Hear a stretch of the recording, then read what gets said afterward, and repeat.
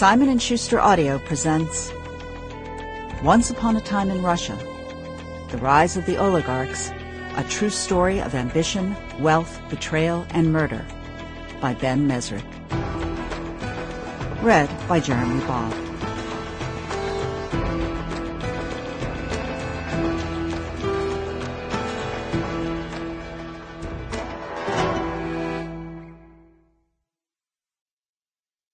Part 1. A good man, maybe, but it's best to shoot him. Old Russian proverb. Chapter 1. July 2000. Kuntsevadacha, Fili District.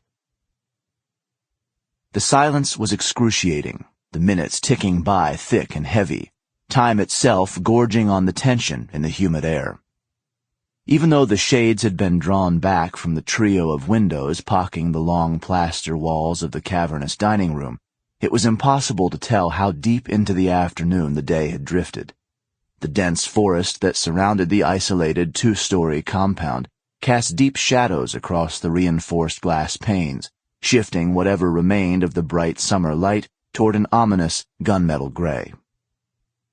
For the 18 middle-aged men in dark suits shifting uncomfortably in their seats as they waited in that palpable silence around an oversized dining room table, it was hard to believe that they were still technically within Moscow's city limits.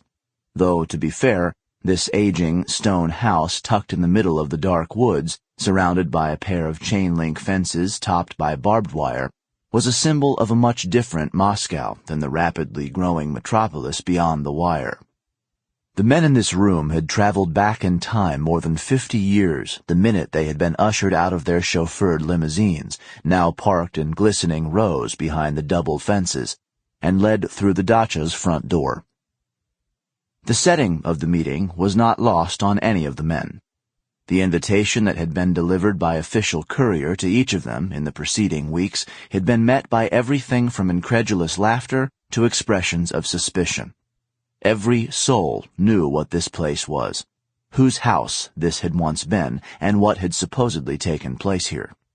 None of the men looked carefully into the shadows that played across the aging walls, darkening the corners of the vast, high-ceilinged room. Even though this house had fallen into disuse a generation ago, and was now more museum than functioning dacha, the meeting's address had meaning. Sample complete. Ready to continue?